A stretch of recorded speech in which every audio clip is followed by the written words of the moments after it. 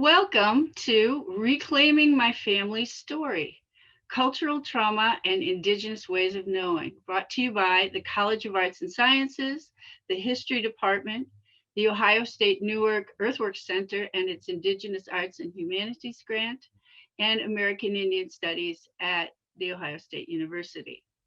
My name is Lucy Murphy. I'm a professor of history at Ohio State Newark, and I will be your host and moderator today. Thank you for joining us. Today, my friend, Dr. Melissa Beard Jacob, will present an Indigenous autoethnographic study of her family's story of survival through the Native American boarding school system. Although this project was in part an academic exercise, it was also an effort to reclaim pieces of a family's experience, pieces that were purposefully silenced and erased from mainstream hegemonic nationalist narratives. It is based on her dissertation. So let's get to know Melissa Beard Jacob today. Her pronouns are she, her, hers. She is Ojibwe from northern Michigan and an enrolled member of the Sault Ste. Marie tribe of Chippewa Indians. Her traditional name in Anishinaabemowin, the Ojibwe language, is Awankokwe, which translates into woman in the fog. She is Eagle Clan and embraces a number of roles and responsibilities as an Ojibwe woman: mother, wife, daughter, granddaughter, sister, cousin, educator, writer, and historian. Melissa received her PhD in cultural studies from George Mason University, and her research interests include Native American boarding school histories, collective memory and cultural trauma, indigenous methodologies, and performance theory. Melissa also holds a BA in journalism from Michigan State University and an MA in film and media studies from Wayne State University. So before I turn it over to Dr. Jacob, I would like to offer a land acknowledgement.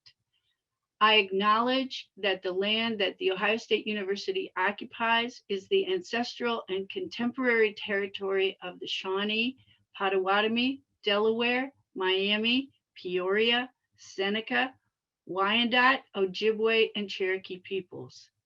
Specifically, the university resides on land ceded in the 1795 Treaty of Greenville and the forced removal of tribes through the Indian Removal Act of 1830.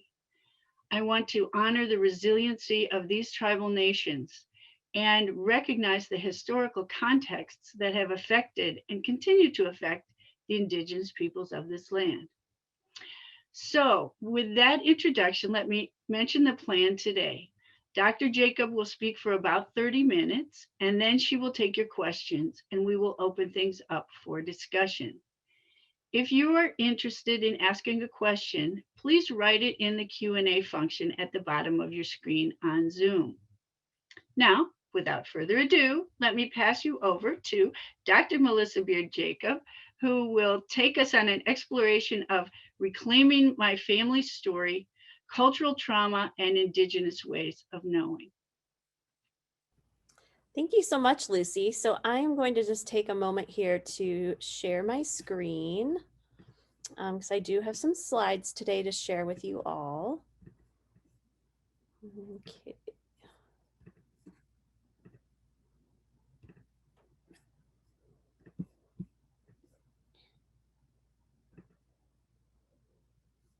All right, so thank you all for coming out today.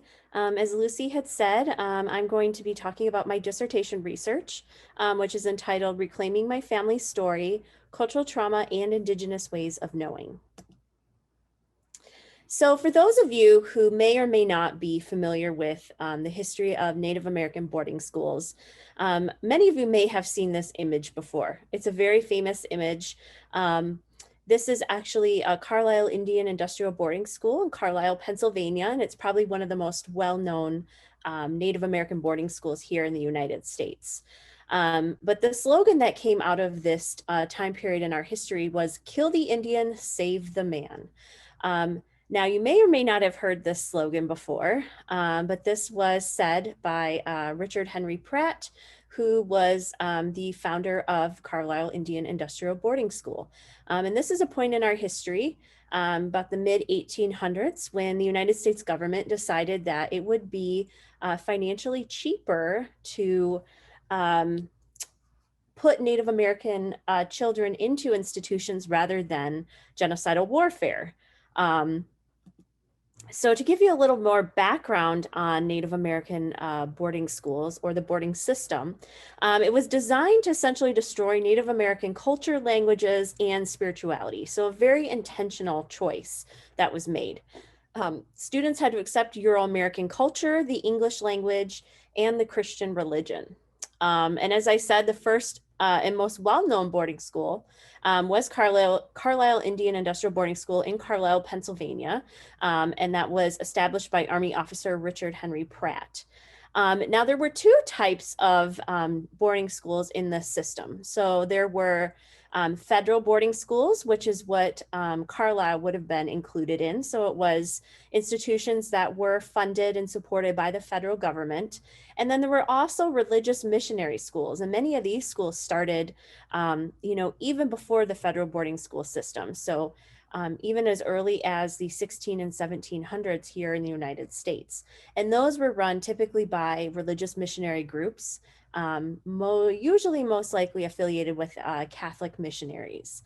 And while these schools provided children with the basic components of an academic education, giving them the ability to read and write and speak the English language, it was definitely very much a rudimentary curriculum. These children were not there really to learn.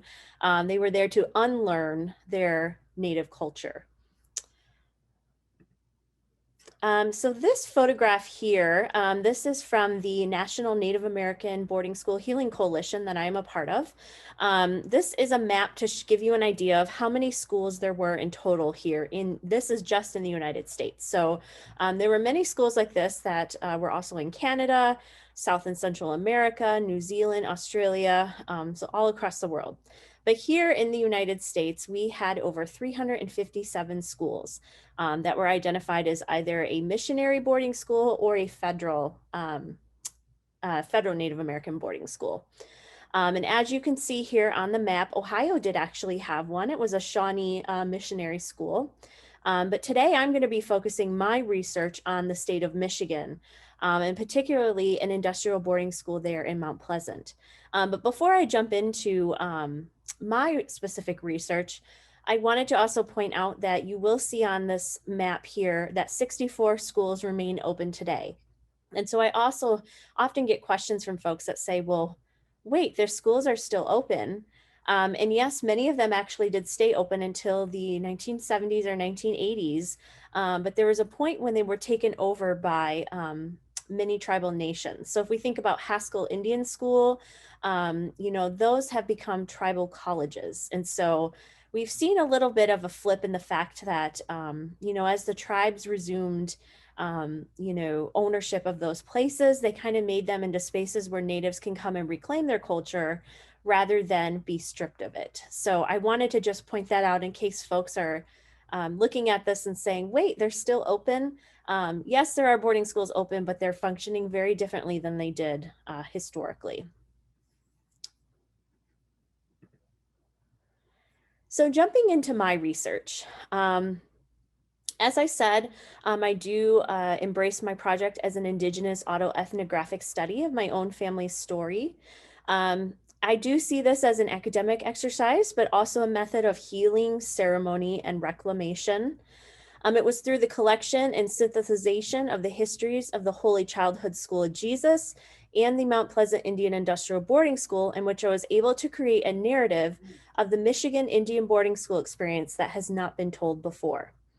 And my dissertation places the historical boarding school experiences in the context of contemporary familial narratives, experiences, and ways of identifying.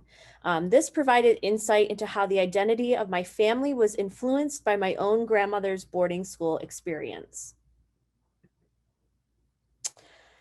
So to begin, how did I come about this project, and what was the, interest that drew me to this area? So I have to say, when I first started my doctoral program, I did not anticipate doing this project.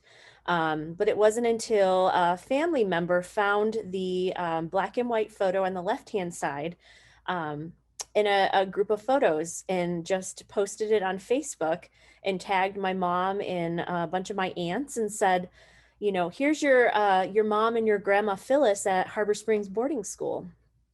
And we were all very confused because we didn't know. I mean, honestly, many of us didn't know what a boarding school was. It was something that wasn't talked about in our family. And we had no idea that my grandmother, or my mom's mother, had went. And so the little girl in the front row there in the suspenders is my grandma. And then my great aunt Jeannie is towards the left-hand side. She's wearing kind of like a handkerchief with, it looks like she's eating something. And I've also been told actually all the children in this photo are relatives of some, cousins from some sort. So that's kind of where my journey began. Is this photograph was discovered, and there were lots of questions. When did she go? Why didn't she talk about this?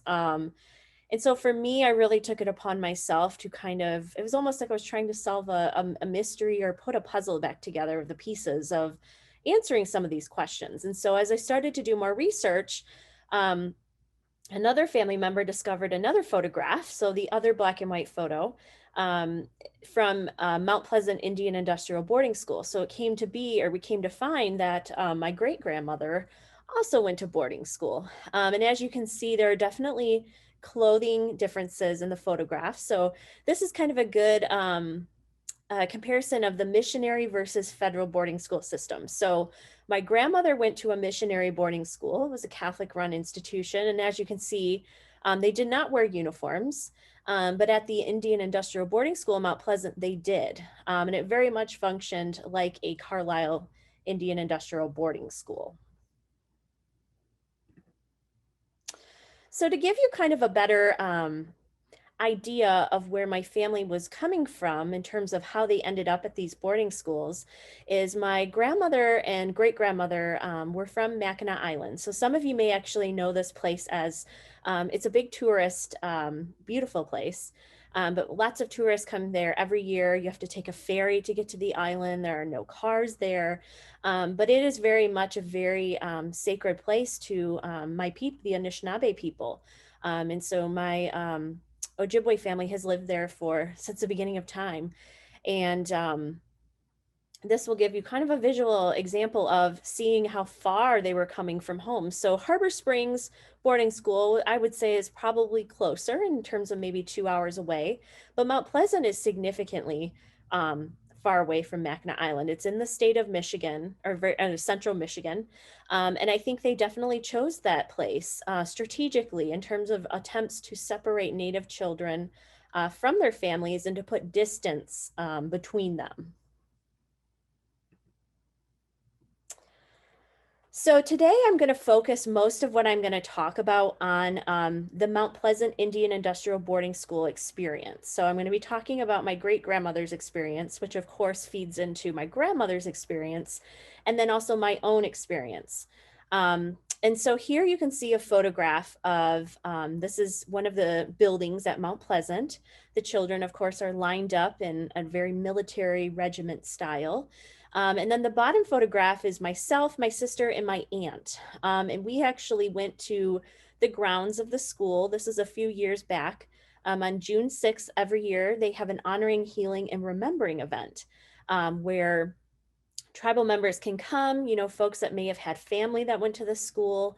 And it's a way to honor those who we may have lost at the school, students that went and died, but also to remember the survivors and the resiliency of our communities, and the fact that many of us have family who went there and came out, and we still have our close ties to our culture.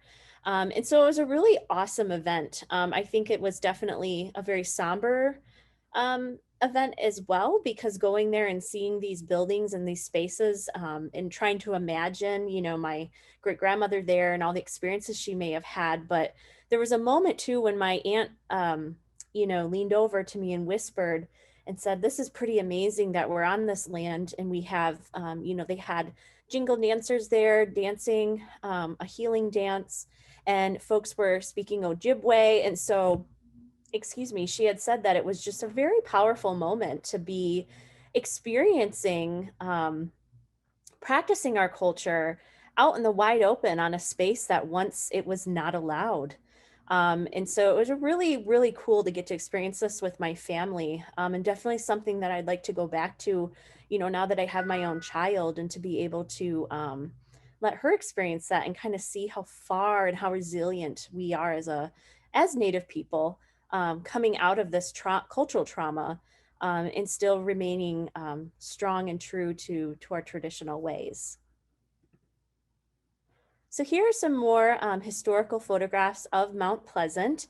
As you can see, it was a very large campus. There were lots and lots of different buildings, and some of them currently are standing. Right now, the Saginaw Chippewa Indian Tribe has ownership of the buildings, and they are in the current process of deciding if they would like to turn them into, a museum or a cultural spot, or what they would like to do. Do they want to reclaim them? Are they too hard? Is it too hard for folks to see that reminder?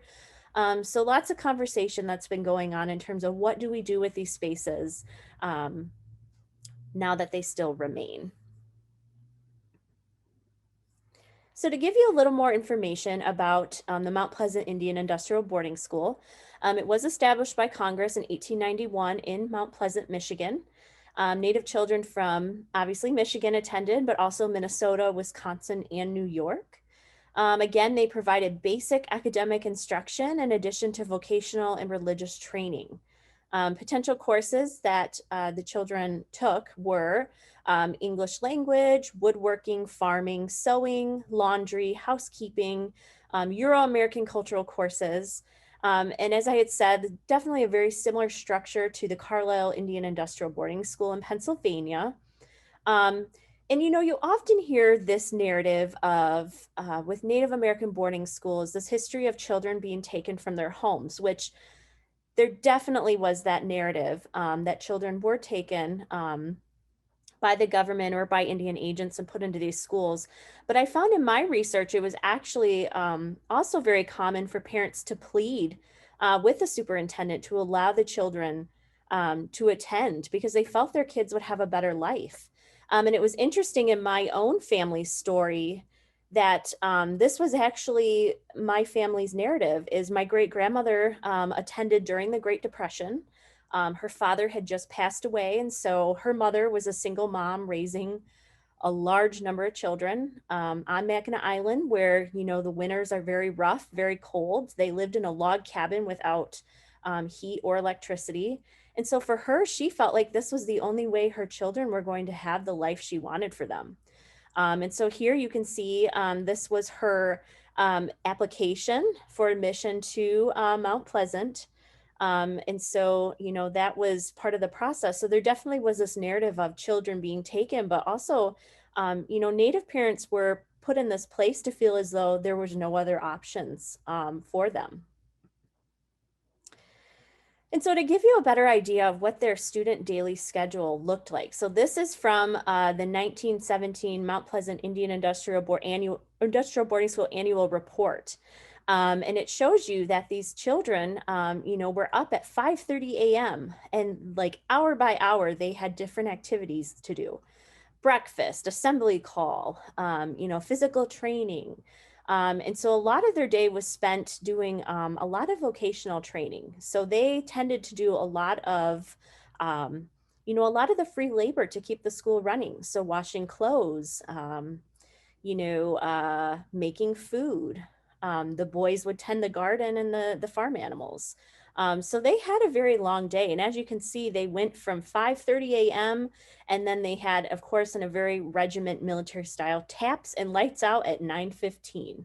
And it's hard to imagine there was children going to the school as young as 5 years old, and going through this type of a strict schedule. I just cannot imagine how hard that was for them. This photograph here is the girls' dormitory. As you can see, there were lots of beds spaced together. The genders were separated, so boys and girls were separated in two different dorms. Um, it was very interesting because when I went to tour um, the grounds of Mount Pleasant a few years back, our tour guide, he was a Saginaw Chippewa Indian tribal member, said that when the tribe first came to look at these buildings to take ownership, they had said that this building in particular had a room that was padded, but the door had no door handle on it. So there was no way to, once you were inside the room, there was no way to exit.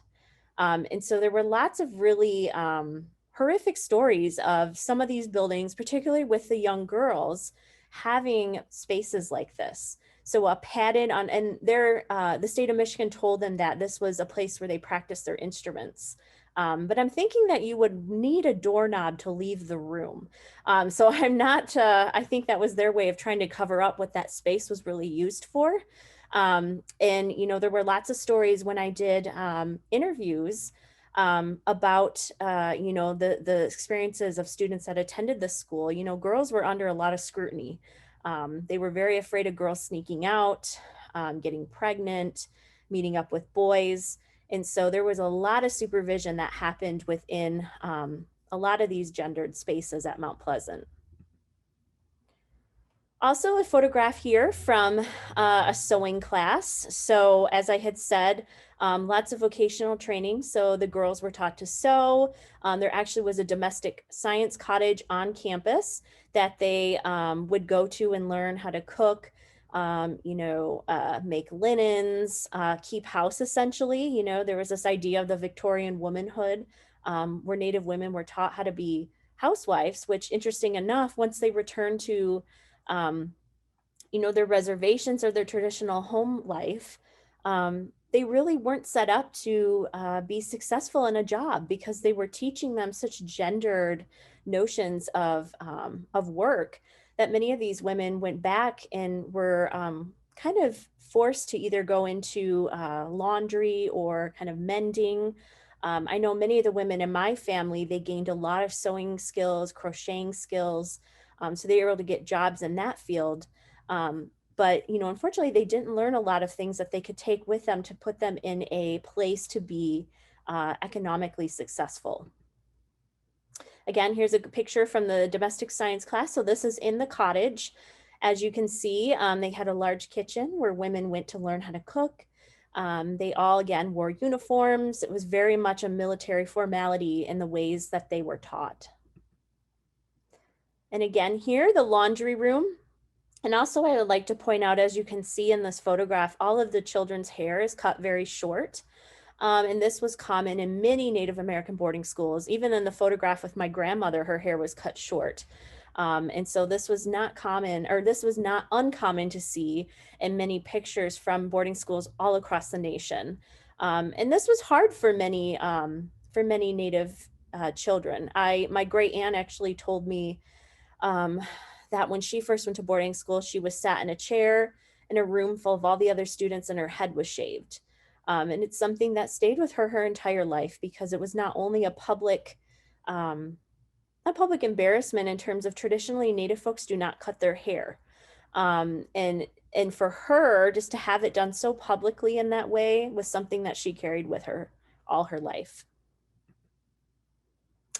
And also the boys, again, as I had said, were not only were they doing woodwork, ironwork, sorts of the, you know, the masculine types of areas of work, they also were taught how to sew and tailor.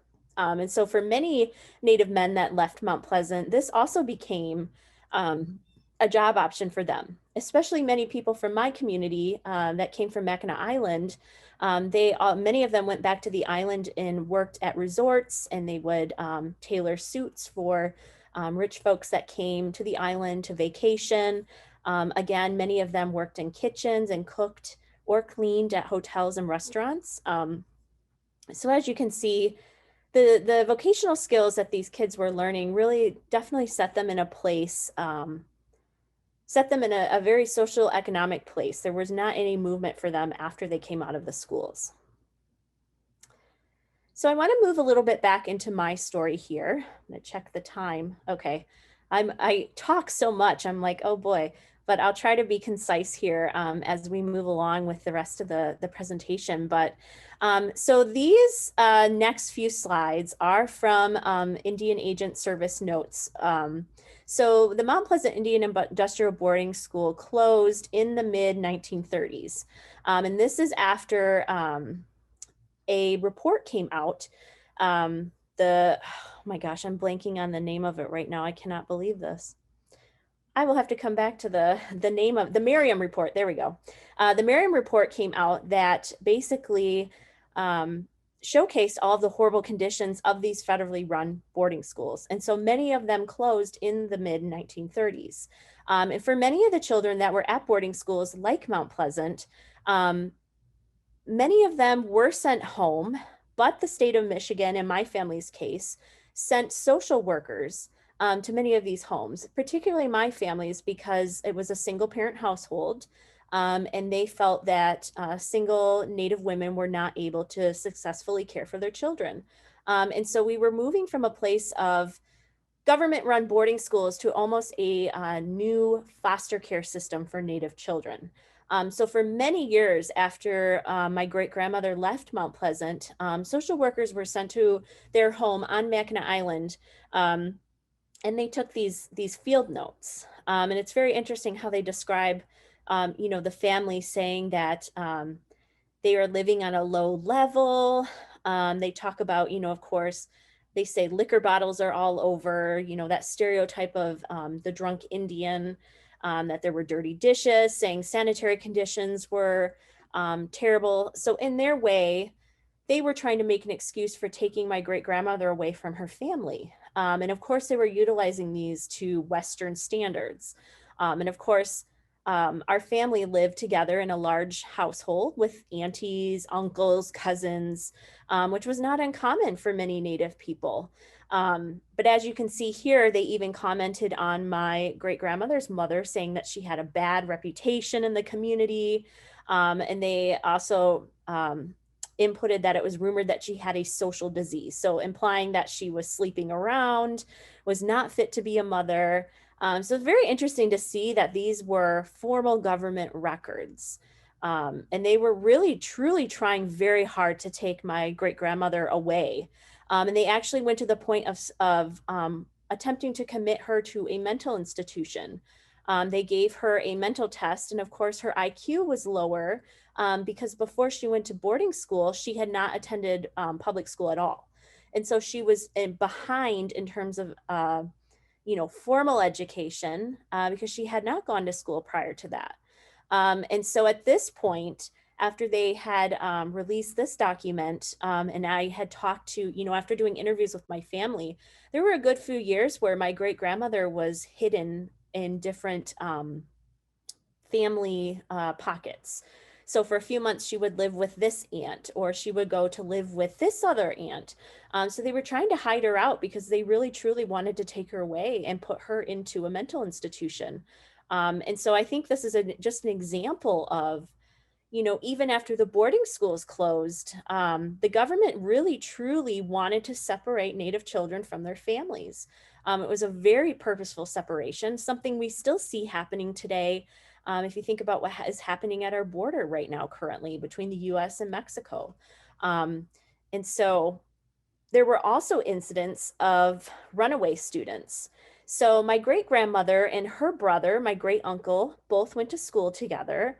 And right before the school closed, her brother Philip ran away. And it's very interesting that they sent this letter to their mother basically saying, by the way, your son ran off. If he shows up at home, please let us know. And so really there was no care for these children's well-being. To them, they were just another number. And I will also say the runaway students in my research, there was a large trend of them being male. And this is often because male students had a little more freedom on these campuses, particularly at Mount Pleasant. They were able to go out into the fields or the gardens, and the girls were very much, kept into their small spaces like the laundry, the dormitory, because again, they wanted to protect them, and this, stereotype of the, promiscuous Native woman.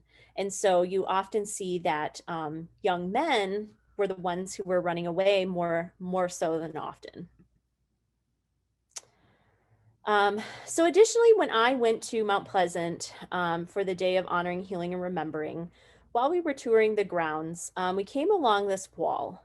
And this was known as the Wall of Tears. And as you can see in the one photograph on the right-hand side, there are like 3 different knobs. And our tour guide told us that when they were there with representatives from the state of Michigan, they were told that those were places to tie up horses. And one of the tribal members said, but those are not very large hooks to tie up a full-grown horse.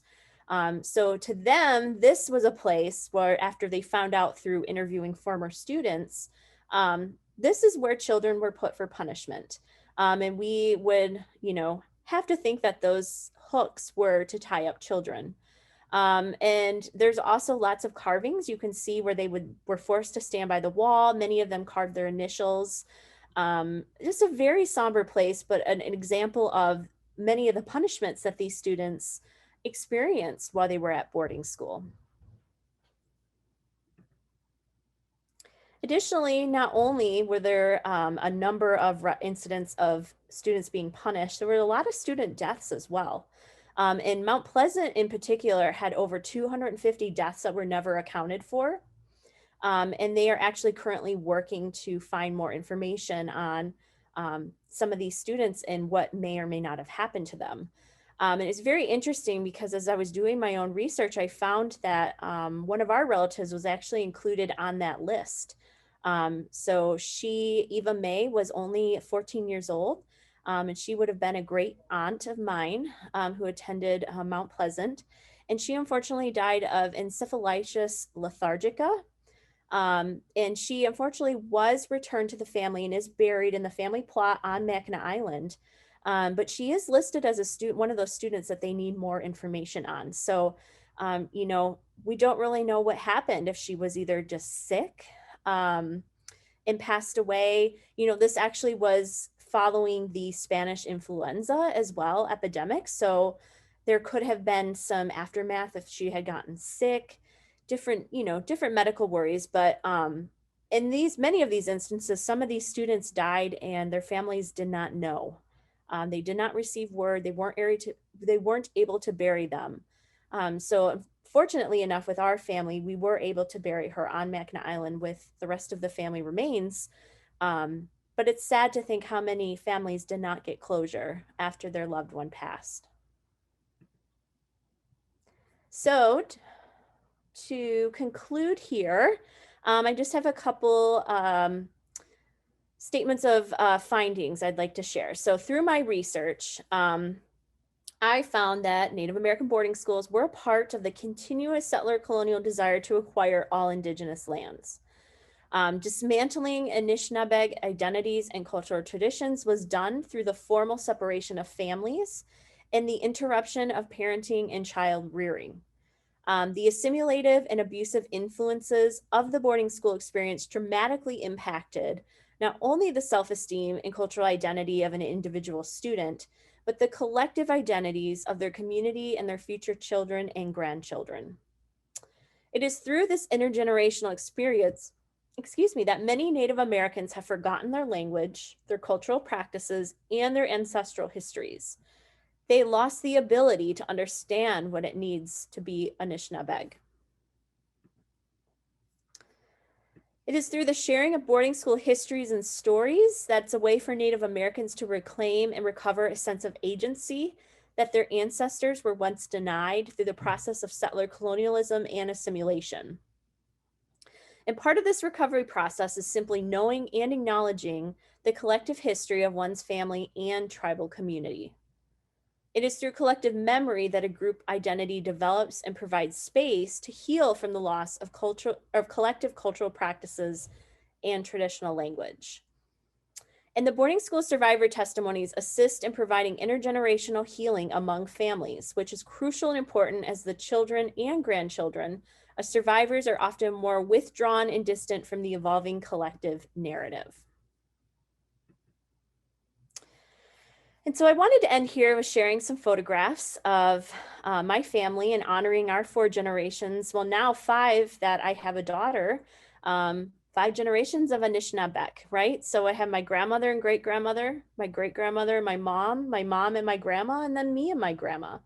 And so I always utilize this slide to point out that not only did my grandma and great-grandmother physically experience the boarding school system and the traumas that came along with that experience, but my mother and I also, were impacted by this. And it's an intergenerational impact that is going to continue for generations. And is something that now that we understand their boarding school story and their histories and experiences, it gives us a better idea of some of those missing pieces. So as I had said, I kind of thought of this project as a puzzle, putting together different pieces, understanding why, my grandmother never wanted us to speak Anishinaabe in the house. She herself could understand it, but she never spoke it.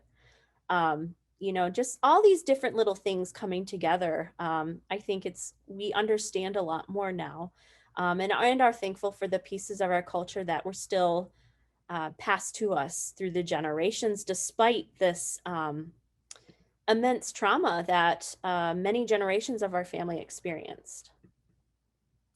And so that is the end. Okay, I don't think I went over too much, but that's the end of the formal presentation. Here's my contact information if you're interested in reaching out at a later point. But I think we're going to open up to some questions here now anyways. Indeed. Thank you so much, Melissa. That was wonderful. We do have some questions. I wanted to start with one question from Mark Dawes, was asking, was attendance voluntary at these schools? And did natives have to pay tuition at the schools? Oh, good question.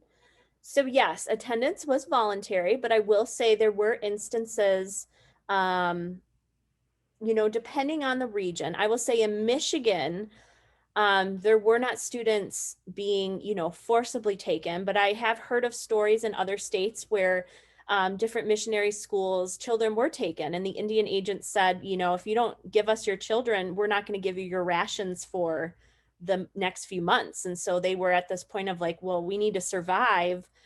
So I guess you can, take our kids. And so, but I would say in the terms of my own area of research in Michigan, I did find that a lot of it was voluntary. And as I had said, I think a lot of that came down to the fact that a lot of, especially my community up in Mackinac Island during those cold winters, there wasn't a lot of opportunity to make money and support your family. So many mothers, they felt that they would, their children would get treated better if they were sent there because they would have a bed to sleep in and would be fed. But yes, and then in terms of tuition, so no, there was no tuition. This essentially, Mount Pleasant in particular came out of a treaty that was signed in 1836. So it was a treaty that essentially gave Michigan statehood. And part of that treaty is they promised to establish, education for Native children. And unfortunately, it was in the form of a boarding school. So no, there was no tuition. It was fully funded by the federal government. And even in the missionary, the opposite side with the missionary schools, those were funded by the churches. So there was no tuition for really any of the schools. Thank you. Here's another question from John Lau. Was conversion to Christianity and Christian church worship important at Mount Pleasant? Was traditional spirituality suppressed? Yes. I will say that in my research, I found a lot of ethnographies of children that went to Mount Pleasant, and they talked about having to do traditional ceremonies in secret. So many of them would find spaces, in some of these dormitories, or even the boys, especially because they had more ability to, as I had said, free reign of, they could go in the woods and things like that. So they would try ways to they would, to be able to do ceremony traditionally. And also, one of the archaeologists said that when they were doing ground, survey of the grounds of Mount Pleasant, they found lots of different, like pipes and beads and different things that would be used during ceremony hidden in the grounds. And actually, the gazebo was a place where they would hide a lot of these things and sneak out at night to be able to, perform close to traditional ceremony. And then also they did have, so on the weekends, on Sundays, students were encouraged to go to churches, so they could go to a Protestant or Catholic church. And I think, in my personal opinion, I think students chose to go because for them it was a way to leave the school, because they got to actually go out into the town. It was kind of like their one trip into town.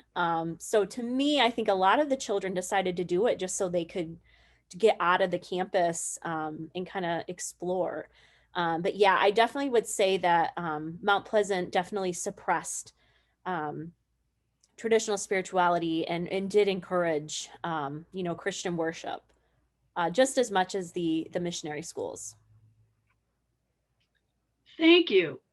Here's another question. This is pretty specific. In the letter about your ancestor being feeble-minded, in 1936, it said they couldn't initiate removal until after the election. Do you know why? Why not? Why did they have to wait for the election? Do you know? I don't know actually. And I think that's one of those questions that, now that I'm done with my dissertation, I'd really like to go back and kind of look at some of these specifics. But I don't know. And I'm not sure if it was maybe like the governor election. So a new Michigan governor, perhaps, I'm thinking. But yeah, I can't say for sure. I'm not really sure. Unfortunately, they were able to hide her out enough that it didn't become an Yeah, op- it's a moot point. yeah. Exactly. Good. Okay. So are there several more questions? All right, here's a quick one. So has your family reclaimed the Anishinaabe language? Yeah, so I would say that my aunties especially have been working on reclaiming, especially for my family that still lives in Michigan. They're able to take advantage of classes at our tribe. They offer lots of different cultural and language classes. So I think that that's definitely something all of us are working on. I know for myself, I would love to learn more. Especially now that I have a daughter, I'd like to be able to pass that on to her. Unfortunately for me, I only know, some short phrases. I'm definitely not fluent by any means. I think in a dream world, I would love if our family could become fluent again. But yeah, I definitely think that's one of our big pieces we'd like to reclaim is the language for sure. We have several other questions about culture. Um, one is Emma Lagan asks, in what ways was culture able to be carried on and reclaimed after the boarding school generation? You've just mentioned language, but is there anything you think was lost? Miigwech, for your time and sharing your story. Yeah, yeah. Obviously, yes, I definitely think language was a lost piece of that. One of my cousins said that um, to her, it was this weird, like, it's kind of hard to explain. It's just like this weird experience of like knowing you're native, but not really having the space to publicly claim that or to publicly exercise that. So, one of my cousins, who she did not go to boarding school, but many of her siblings did, she said that, growing up on Mackinac Island, it was like she described it as like when the sun goes down is when all of our, elders get together and talk about the old ways or talk about share stories. And so I think that for a lot of these people that attended boarding school, I think they were just truly trying to survive, especially in the place that my family was from. They returned from this boarding school with skills that they really could not translate into where they lived. And so they were just trying to do what they could to make a living, survive. But I would say in terms of my immediate family, I definitely see, I will say when my grandmother got older, um, I definitely saw her trying to incorporate, and I think once she had grandchildren, it was really important for her to try to pass on some of these things. So taking us to powwows and ceremonies, and sharing stories about growing up on Mackinac Island. But I definitely think that I will say my experience was much more different than my mom's because, as the generation closer to my grandma, they very much didn't, I guess they weren't exposed to that information as much as I was as a grandchild, if that makes sense. So I think as my grandmother got older, it was very important for her to share that information, but she also had more of that lifetime to kind of work through some of those, identity issues and feelings of shame. Um, and I think just understanding what it meant to go to a boarding school, because as I said, many of my family members didn't even know what that history was. So, not only did we have to become familiar with it, but then come to terms with what that meant for our family's experience. Thank you. All right, so we have a question that was submitted earlier. How can therapists incorporate more Indigenous and Native ways of knowing into counseling to better help this group of clients? I Yeah, know that you'd probably talk for an hour about this. I'll give you a few minutes. yeah, definitely. It's interesting. Actually, my sister just graduated with her, she's a clinical counselor. So it's been very interesting to talk with her, as she was going through her master's program.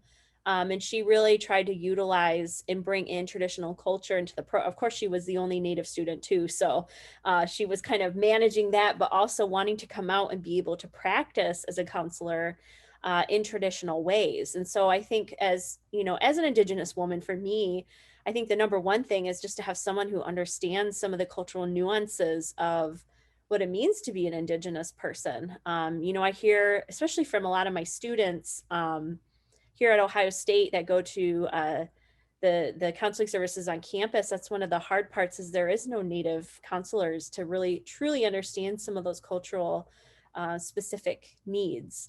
But I have seen just in, across the country, there is this growing practice of incorporating traditional practices into some of the counseling, whether that be, and of course, I will say, I think overall, just being able to bring in more Indigenous therapists and healers would probably be, the best. I think that, I think about my family back home having the ability to go to our Indian Health Services and have Western medicine options, but also traditional medicine options as well. So I think it's a good way to blend the Western and the traditional healing. And of course, we just need more Indigenous counselors. I think that's kind of like the first start is we really just need to encourage more Indigenous folks to go into that field.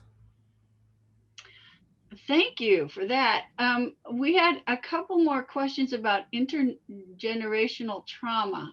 And here, Angela Forrest asks, can Dr. Jacobs talk about the specific ways that her grandmother's and great grandmother's experiences have contributed to her and her mother's intergenerational trauma?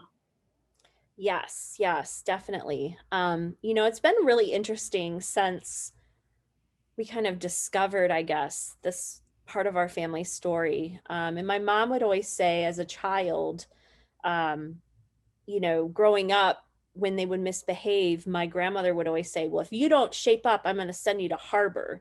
And my mom never knew what that meant. She always thought it was an orphanage or, um, something like that. And then come to find out it was the boarding school. So I think for my mom, there's just lots of parts of her childhood that there's like these missing pieces that at that moment didn't make sense, but now are really starting to. I think in terms of my great grandmother, with her trauma, it really led to her all throughout her life being my grandpa calls her what's the word he uses? A gallivanter, and the fact that she could not stay in one place. Like she would live on Mackinac Island for a little bit, and then she'd move back to the UP and live with family, and then move back to Mackinac Island. And so and I think that truly led to the fact that when she was a child, they were trying to hide her from the foster care people, to take her away. And so I could definitely see how that led into her, um, the way she lived her life. And also, my great aunt had a very similar story where she was in the same place. She could never stay in one place for long. Her children actually went to boarding school.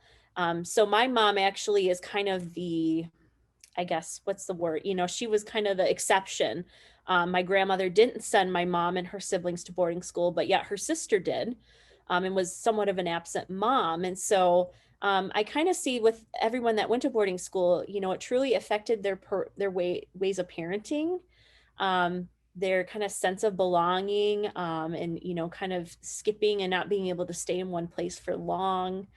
Um, I think with my mom, I think she thinks back to like, wow, that could have been me. I could have been sent um, to that place. And then in terms of my experience, I think it is just hard um, growing up. And I always knew I was Native, but again, as someone, my dad is white, I have blue eyes.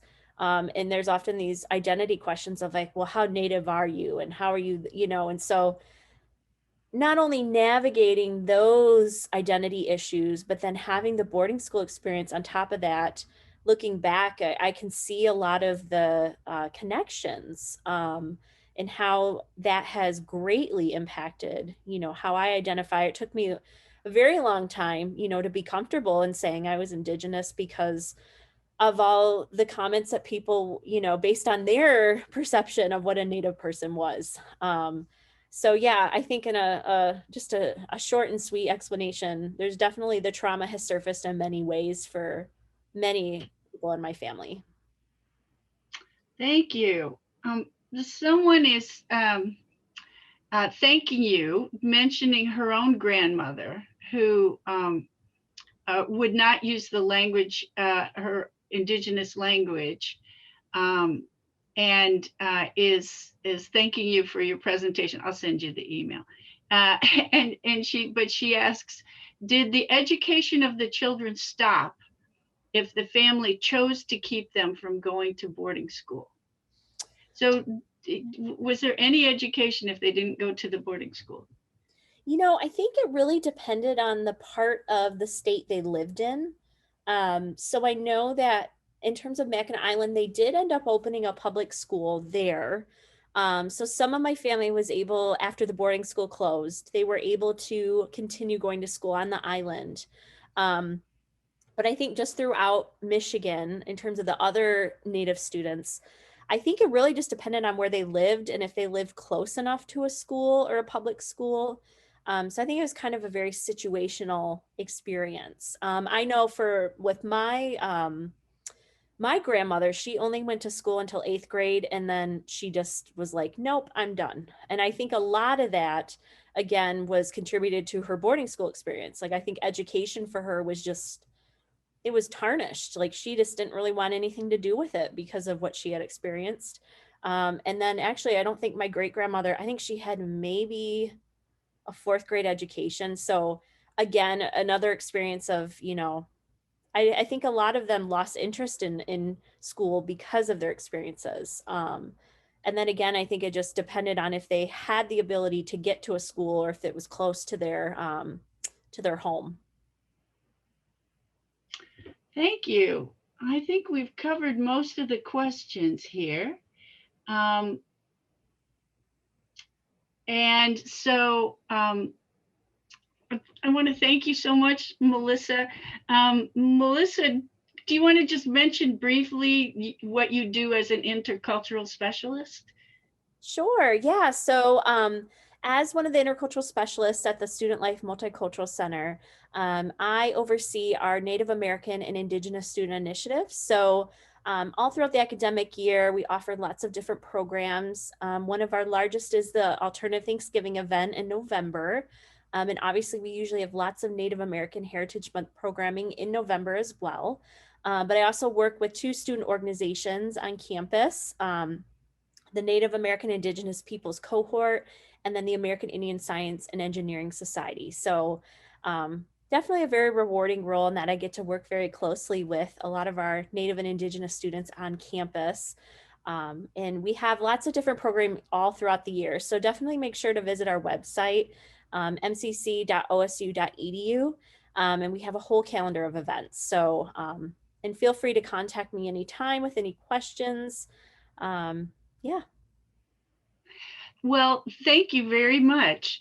Before I close out this event, I want to mention an upcoming event. On April 14th, Dr. Shannon Gonzalez Miller will be giving a presentation called Restoring the Experiences of Indigenous College Students. And I hope that you will be able to tune in for that one. I'll be hosting that one as well. So thank you to everyone for joining us today. I'm very grateful to my dear friend, Dr. Jacob, for sharing her expertise and remarkable family story. Please join me in giving her a virtual round of applause. And I would also like to thank the College of Arts and Sciences, especially Clara Davison, Maddie Kerma, Jade Lack, and Nick Brayfogle for helping to put this together. And I hope that you will be able to be with us in the future. So thank you, everyone, and take care.